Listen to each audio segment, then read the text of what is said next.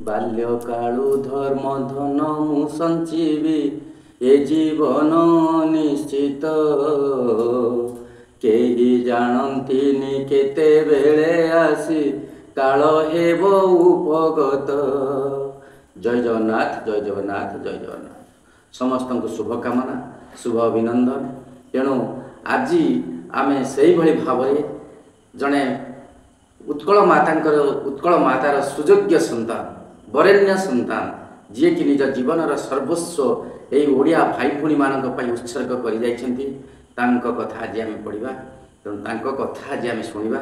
ତେଣୁ ଦେଖିବା ସିଏ ହେଉଛନ୍ତି କେହି ନୁହନ୍ତି, ଆମେ ସମସ୍ତେ ତାଙ୍କ ବିଷୟରେ ଜାଣିଛନ୍ତି। ସିଏ ହେଉଛନ୍ତି କୁଳବୃଦ୍ଧ ଉତ୍କଳ ଗୌରବ ମଧୁସୂଦନ ଦାସ, ଯିଏକି ଜଗନ୍ନାଥ ମହାନ୍ତିଙ୍କର ରଚନା ହୋଇଥିବା ତୁମ ପରି ଛୋଟ ପିଲାଟିଏ, ଗାଁ ଚାଳିର ଚାଟ ସିଏ, ଚେହେରାଟି ତାର ଡଉଲ ଡାଉଲ, ବୁଦ୍ଧିର ତାର ସରିକିଏ। ସେଇ ବୁଦ୍ଧିଆ, ସେଇ ବୁଦ୍ଧିମାନ ବ୍ୟକ୍ତି ଯିଏକି ତୁଳସୀ ଦୁଇ ପତ୍ରରୁ ବାସିଲା ପରି, ତୁଳସୀ ଦୁଇ ପତ୍ରରୁ ବାସିଲା ପରି, ଯାହାଙ୍କର ପିଲା ଗୁଣ ପିଲାବେଳରୁ ମହକି ଉଠିଥିଲା, ପିଲାବେଳରୁ ଜଣାପଡ଼ିଥିଲା ଗାଁ ସାଙ୍ଗସାଥିମାନଙ୍କୁ ନେଇକି ଗାଁ ରାସ୍ତା ମରାମତି କରିବା।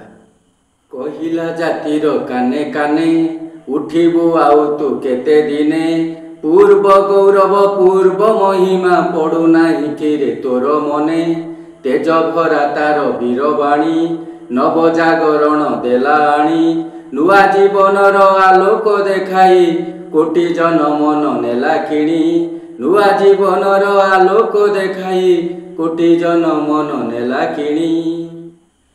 ସେହି ଓଡ଼ିଆ ମାର ସୁଯୋଗ୍ୟ ବରେଣ୍ୟ ସନ୍ତାନ ଉତ୍କଳ ଗୌରବ କୁଳବୃଦ୍ଧ ମଧୁସୂଦନ ଦାସ, ଯିଏକି 28/4/1848 ମସିହାରେ ଜନ୍ମଗ୍ରହଣ କରିଥିଲେ। 28/4/1848 ମସିହାରେ ଜନ୍ମଗ୍ରହଣ କରିଥିଲେ ଏବଂ 4/2/1934 ମସିହାରେ ଆମକୁ ଛାଡ଼ି ଚାଲି ଯାଇଥିଲେ। ଯିଏକି ସ୍ୱତନ୍ତ୍ର ଉତ୍କଳ ପ୍ରଦେଶ ଗଠନ କରିବା ପାଇଁ ଯେଉଁ ସ୍ୱପ୍ନ ଦେଖିଥିଲେ, ସେ ସ୍ୱପ୍ନ ସାକାର ହେବା ପୂର୍ବରୁ ସେ ଆମ୍ଭମାନଙ୍କୁ ଛାଡ଼ିକି ଚାଲିଗଲେ। ତଥାପି ତାଙ୍କର ସେହି ଅଧୁରା ସ୍ୱପ୍ନକୁ କିଭଳି ଭାବରେ ଅଧୁରା ସ୍ୱପ୍ନ ସାକାର ହୋଇଥିଲା 1936 ମସିହା ଏପ୍ରିଲ 1 ତାରିଖ ଦିନ ସ୍ୱତନ୍ତ୍ର ଉତ୍କଳ ପ୍ରଦେଶ ଗଠନ ହୋଇଥିଲା। ଭାଷା ଭିତ୍ତିକ ପ୍ରଦେଶ। ଆମେ ଓଡ଼ିଆ ବୋଲି ଆଜି ଯଦି ଗର୍ବ ଅନୁଭବ କରୁଥାନ୍ତି, ତାହାର ଅବଦାନ ହିଁ ସେହି ମହାନ ବ୍ୟକ୍ତିତ୍ୱ, ଯିଏକି କୁଳବୃଦ୍ଧ ଉତ୍କଳ ଗୌରବ ମଧୁସୂଦନ ଦାସ, ଯାହାଙ୍କର ପ୍ରଚେଷ୍ଟା ପାଇଁ ଆଜି ଆମେ ଓଡ଼ିଆ ବୋଲି ଗର୍ବ ଅନୁଭବ କରୁଛନ୍ତି। ସେ ଆଜି ନାହାନ୍ତି ସତ, କିନ୍ତୁ ସେ ଯାହା ଆମକୁ ଦେଇ ଯାଇଛନ୍ତି ତାହା ଅବିସ୍ମରଣୀୟ ହୋଇ ରହିବ ନିଶ୍ଚିତ ଭାବରେ। କାରଣ ସେ ଆମକୁ ସ୍ୱାଭିମାନର ସହିତ ବଞ୍ଚିବା ଶିଖାଇଛନ୍ତି, ମଣିଷ ଭଳିଆ ମଣିଷ ହୋଇକି ସମାଜର ରାଜଦଣ୍ଡରେ ଚାଲିବା ଶିଖାଇଛନ୍ତି, ମଥା ଟେକିକି ଚାଲିବା ଶିଖାଇଛନ୍ତି।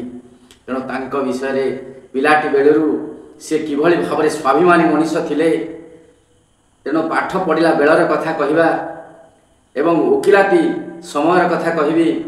ଯାହା ଜାଣିଛି ଅଳ୍ପ କିଛି ତାହା ତୁମମାନଙ୍କ ଆଗରେ ପରିପ୍ରକାଶ କରିବି, ଯାହାକି ସମସ୍ତେ ସେ ଖୁସିକୁ, ଆମର ପୂର୍ବପୁରୁଷଙ୍କର ଗୌରବ ଗାଥାକୁ ଆମେ ଶୁଣି ମନେ ପକାଇ, ଆମେ ଶୁଣି ଖୁସି ହେବା ଏବଂ ତାଙ୍କରି ପରି ଏ ଜାତିର ଟେକ ରଖିବା। ତେଣୁ ଦେଖିବା ସେ କ'ଣ କରିଥିଲେ। ପାଠ ପଢ଼ିବା ବେଳର ସମୟର କଥା, ବିଲାତ ଯେତେବେଳେ ଯାଇଥିଲେ, ସେହି ସମୟରେ ବିଲାତ ସମୟରେ ଯାଇଥିବା ସମୟରେ ତାଙ୍କୁ ଇଂରେଜ ପିଲାମାନେ ଭାରତରୁ ଯେହେତୁ ଯାଇଛନ୍ତି, କଳା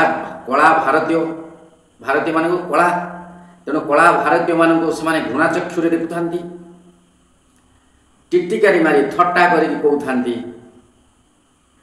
କିନ୍ତୁ ଇଏ ସାଥିରେ ନେଇଥିବା ମୁଢ଼ି ତାଙ୍କୁ ଦେଖେଇଲେ, କହିଲେ ମୁଢ଼ି ଯେତେବେଳେ ଦେଖେଇ ଦେଇଛନ୍ତି, ସେ କହିଲେ ଏତେ କେଉଁଥିରୁ ତିଆରି ହେଇଛି? मधुबाबू कहले ये हाथी दांतरू तैयारी होइछि कहला हाथी दांत एते दामिकिया तेणु से तुम मुढ़ी तैयारी कर खाऊच एते दामिकिया जिनस खाऊच तेणु से इंग्रेज मान इंग्रेज पिला मानकर इंग्रेज छुआ माने सांगसाथी जो माने मधुबाबूर तेणु से आगपाक हो गले कहला एते दामिकिया जिनस खाऊँ तापर इंग्रेज माने सेते बेले आम देश गरीब गरीब तेणु ओडिया भाषा रे आमे आमे कथारे कहते नहीं गरीब स्त्री समस्तंकर टापरा गरीब स्त्री समस्तंकर टापरा निश्चित भाव में तेणु गरीब जेहेतु ये गरीब गरीब देशर पिला तेणु ये थटा तामसा ये करती इनको सी इंग्रेज मैंने जो कहले आम ब्रिज एमती आमर पोल ये एत सुंदर सुंदर पोल होती एत सुंदर सुंदर ब्रिज होती ये मधुबाबू छाड़ा लोक नुहे निजर बुद्धि आ कौशल निजर ज्ञानर गारिमा को से बुद्धिमता को परिप्रकाश करदे सी गोटे नहीं था सांगरे नहीं बाइया बसा समस्ते देखी बाई चढ़े जो बसा करे ताल गछ बरडारे ओहर तोलू थाए से देखईदे जो इंग्रेज मान देखईदे सी आबाग कहला एत सूक्ष्म कारुकार्य करके किए को बुणी किए बुणी से कहला ये बुणी आम देशर गोटे चढ़ई तम देशर इंजीनियर माने पोल तैयारी करछंती आम देशर चढ़ईटे कौन तैयारी करछि देख आम देशर इंजीनियरिंग कथा छाड़ से कौन करिपारंती एठु कल्पना कर आश्चर्य लगला गोटे चढ़ई एडे सुंदर बसाटी तैयारी करछि से माने जानि नांती एटा बसा कि कोन से माने जानि नांती एडे सुंदर जिनसटे तैयारी करछंती चढ़ई कहला हां आम देशर चढ़ई देख कौन तैयारी करछि आम देशर इंजीनियरिंग कथा तुम कौन जानिबो तम देशर इंजीनियर जहाँ तैयारी कर परिबे को तम देशर इंजीनियर एई भला तैयारी कर परिबे तम देशर इंजीनियर को तैयारी कर पारे आम देशर चढ़ई तैयारी करछि तेणु आश्चर्य हो गले इंग्रेज मानकर पिला माने तेणु यही भली थिले मधुबाबू माटी मार असम्मान केबे सही पारंती नहीं माटी मार गौरव को द्विगुणित करबा पई गौरव को विश्व दरबार रे परिप्रकाश करबा पई 1903 मसीह उत्कल सम्मेलन गठन करथिले जहाँ माध्यम किभली ओडिया भाई भौणी मानक एकत्रित करी स्वतंत्र उत्कल प्रदेश गठन करवा भाषा भित्तिक राज्य रूप में स्वतंत्र उत्कल प्रदेश गठन करने प्रचेषा से जारी रखिते प्रथम करी से मूलदुआ स्थापन करते ओडिया भाषा ओडिशा स्वतंत्र उत्कल प्रदेश गठन करने ओडिया भाई भौणी मानक एकत्रित करने से जो देशात्मबोधक आह्वानमूलक कविता सब रचना करते ताहा शुणिला मात्र के देहर रक्त देशात्मबोध रे टकटक हो फुटब एभली भाव माँ माँ बोली केते मु डाकिली माँ को पाइली नहीं भाई भाई बोली केते मु खोजिली नदेले उत्तर केही खोजिली अरण्य जन समाज रे खोजिली बारिदी तट सर्वत्र देखिली माता पद चिन्ह नहेला मातार भेट तेणु यही भाव आह्वानमूलक कविता देशात्मबोधक कविता रचना करी कोटि कोटि ओडिया भाई भौणी मानक एकत्रित कले एवं किभली भाव खंड विखंडित ओडिशा को अखंड ओडिशा रे परिणत करिया पई स्वतंत्र उत्कल प्रदेश गठन करिया पई आप्राण चेष्टा कले एवं ओडिया भाई भौणी मुहरे स्वाभिमान हस फुटाइबा पई स्वाभिमान सहित बंचिया पई मथा टेकिकी बाट चलिबा पई से बाट देखैले एवं समस्त को डाकी एकत्रित कले तांकर अवदान अतुलनीय तेणु उत्कल मातार से सुयोग्य संतान आ नहांती सत किंतु तांको गुणावली को आमे जहाँ को देखिले एते ज्ञान तांको भितरे एते ज्ञान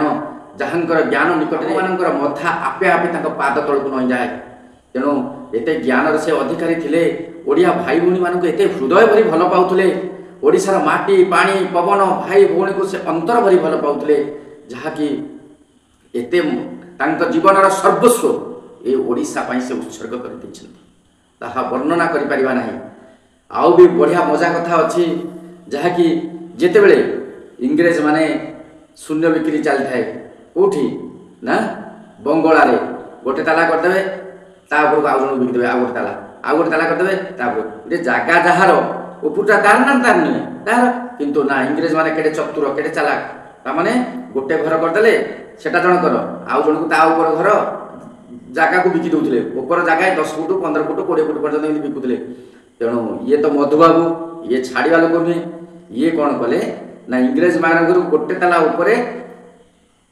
ମନେକର 12 ଫୁଟ ଜାଗା ଗୋଟେ ଘର ହେବ 12 ଫୁଟ କି 13 ଫୁଟ ଯେତିକି କିଣିଲେ ଫୁଟେ ଛାଡ଼ିକି ଘର କରିଦେଲେ, ଉପରକୁ ଫୁଟେ ଛାଡ଼ିଦେଲେ, ଛାଡ଼ିକି ଘର କଲେ। ତା ଉପରଟାକୁ ଯିଏ ନେଇଥିଲା ସେ ଯୋଡ଼ିବ କେଉଁଠି? କ'ଣ ଶୂନ୍ୟରେ ଯୋଡ଼ିଦେବ?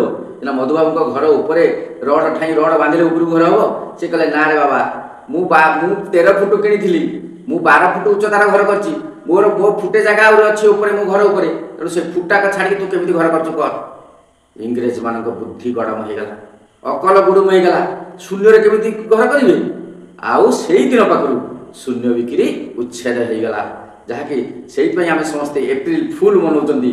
ସେଇଦିନ ଆମ ମଧୁବାବୁ କ'ଣ କରିଥିଲେ ନା ଇଂରେଜମାନଙ୍କୁ ବୋକା ବନେଇ ଦେଇଥିଲେ, ଏଇଭଳି ଭାବରେ ବୋକା ବନେଇଥିଲେ।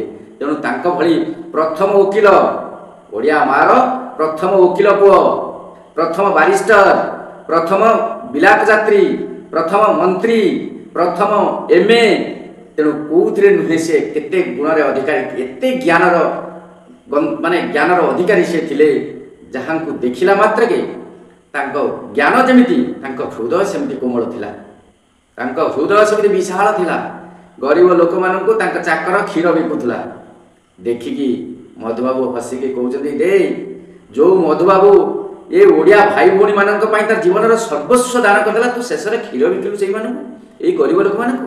ତେଣୁ ତାକୁ ସେଇଦିନ ପାଖରୁ ଗରିବ ଲୋକମାନଙ୍କୁ ଖାଲି କ୍ଷୀର ଦିଆଗଲା। ତାଙ୍କ ଜୀବନଶୈଳୀ ମଧ୍ୟ ସେମିତି ଖୁବ୍ ସାଧା ସିଧା। ଶାଗ ଆଉ ଭାତ, ଶାଗ ଥିଲା ତାଙ୍କର ପ୍ରିୟ। ସେ ଶାଗଟା କ'ଣ ମୋ ମନରେ ପଡ଼ୁନି, ଗୋଟେ ଶାଗ, କି ଶାଗ, ଆଉ ସେ ଶାଗ ଆଉ ଭାତ ଆଉ କ'ଣ ଟିକେ ଏମିତି ସାଧା ସିଧା ମଣିଷ ଥିଲେ ସିଏ। ତେଣୁ ଖାଇବାରେ ସେମିତି ଆଡ଼ମ୍ବର ନଥିଲା। କିନ୍ତୁ ଯେତେବେଳେ ସେ କୋର୍ଟକୁ ଯାଉଥିଲେ, ଇଂରେଜମାନଙ୍କ ଓକିଲ ତାଙ୍କୁ ଦେଖିକି ସବୁ ଆସନ ଛାଡ଼ିକି ଛିଡ଼ା ହେଇଯାଉଥିଲେ। ତାଙ୍କ ଭିତରେ ଏମିତି ଗାରିମା ଥିଲା, ଏତେ ବୁଦ୍ଧିମାନ ଥିଲେ, ଏତେ ଚାଲାକ ଆଉ ଚତୁର ଥିଲେ। ଚତୁରତାର ସହିତ, ଚାଲାକ ସହିତ ଖାଲି ଯେ ଚାଲାକ ହେବନି, ଜ୍ଞାନର ଗନ୍ତାଘର ଥିଲେ। ତେଣୁ ଏତେ ଜ୍ଞାନ ଥିଲା ତାଙ୍କ ଭିତରେ, ଯିଏକି ତାଙ୍କ ସମକକ୍ଷ ଇଂରେଜମାନେ ବି ହୋଇପାରୁନଥିଲେ। ଇଂରେଜମାନଙ୍କ ଓକିଲ ଦେଖିକି ଆସନ ଛାଡ଼ି ଦେଇକି ଠିଆ ହେଇ ପଡ଼ୁଥିଲେ ମଧୁବାବୁଙ୍କୁ। ତେଣୁ ମଧୁବାବୁ ଏଇଭଳି ମଣିଷ ଥିଲେ। ଉତ୍କଳ ମାତାର ସୁଯୋଗ୍ୟ ସନ୍ତାନ ଥିଲେ, ଯିଏକି ସ୍ୱତନ୍ତ୍ର ଉତ୍କଳ ପ୍ରଦେଶ ଗଠନ ହେବା ପୂର୍ବରୁ ସେ ଆମ୍ଭମାନଙ୍କୁ ଛାଡ଼ି ଚାଲିଗଲେ। ସେ କଥା ଆଉ କ'ଣ କହିବା। ତେଣୁ ମଧୁବାବୁ ନାହାନ୍ତି ସତ, କିନ୍ତୁ ସେ ଯେଉଁ ସ୍ୱପ୍ନ ଦେଖିଥିଲେ ସେ ସ୍ୱପ୍ନ ଅଧୁରା ହେଇକି ରହିଗଲା, ଯିଏକି ଓଡ଼ିଆ ଭାଇ ଭଉଣୀମାନଙ୍କ ପାଇଁ ତାଙ୍କର ସର୍ବସ୍ୱ ସେ ଦାନ କରିଦେଲେ। କିନ୍ତୁ ଓଡ଼ିଶାର ଭାଇ ଭଉଣୀମାନେ ଏବେ ବି ଆତ୍ମନିର୍ଭରଶୀଳ ହୋଇପାରୁନାହାନ୍ତି କି ନିଜ ରାଜ୍ୟରେ କାମ ପାଉନାହାନ୍ତି, ବିଦେଶ ଗମନ କରୁଛନ୍ତି। ତେଣୁ ଏହା ହିଁ ହେଉଛି କାରଣ। ସେଇଥିପାଇଁ ଉତ୍କଳ ଭାଇ ଭଉଣୀମାନେ କିଭଳି ସ୍ୱାବଲମ୍ବୀ ହେବେ, ଉତ୍କଳ ଟ୍ୟାନେରୀ ନାମକ ଏକ ଜୋତା କାରଖାନା କଲେ, କେମିତି ମୋ ରାଜ୍ୟକୁ କିଭଳି ସମୃଦ୍ଧ କରିବେ, ମୋ ରାଜ୍ୟର ଲୋକମାନେ କେମିତି ସ୍ୱାବଲମ୍ବୀ ହେବେ, ନିଜ ଗୋଡ଼ରେ ଛିଡ଼ା ହେବେ, ସେଥିପାଇଁ ସେ ବହୁ ପ୍ରଚେଷ୍ଟା କରିଛନ୍ତି। ତେଣୁ ତାଙ୍କ କଥା ତାଙ୍କ କଥା ବର୍ଣ୍ଣନା କଲେ ସରିବ ନାହିଁ। ତେଣୁ ସିଏ ହେଉଛନ୍ତି ପ୍ରକୃତରେ ଓଡ଼ିଆ ମାଆର ସୁଯୋଗ୍ୟ ସନ୍ତାନ। ମୁଁ ତ ଓଡ଼ିଆ, ଭାରି ତ ବଢ଼ିଆ, ସେଇଥିପାଇଁ ମୋ ଗର୍ବ, ଏଇଠି ଥାଏ କି ଯୋଉଠି ଥାଏ, 12 ମାସେ 13 ପର୍ବ। ତେଣୁ ଏଇ ଭାବନା, ଏଇ ଚିନ୍ତା, ଏଇ ଚେତନା ଆମ ସମସ୍ତଙ୍କ ହୃଦୟରେ ସବୁବେଳେ ଆନ୍ଦୋଳିତ। ହୃଦୟରେ ସେ ଜାତୀୟ ଜୀବନ ଆମ ଭିତରେ ରହୁ। ତେଣୁ ରହିଲେ ଆମେ ନିଶ୍ଚିତ ଭାବରେ ଉଚ୍ଚ ହୋଇପାରିବା। ଉଚ୍ଚ ହେବା ପାଇଁ କର ଯେବେ ଇଚ୍ଛା, ଉଚ୍ଚ କର ତେବେ ନିଜ ମାତୃଭାଷା। ତେଣୁ ମାତୃଭୂମି ଆଉ ମାତୃଭାଷାର ଉନ୍ନତି ନହେଲେ ଆମେ କେବେ ଉନ୍ନତି ହୋଇପାରିବା ନାହିଁ। ଜୟ ଜଗନ୍ନାଥ, ଜୟ ଜଗନ୍ନାଥ, ଜୟ ଜଗନ୍ନାଥ।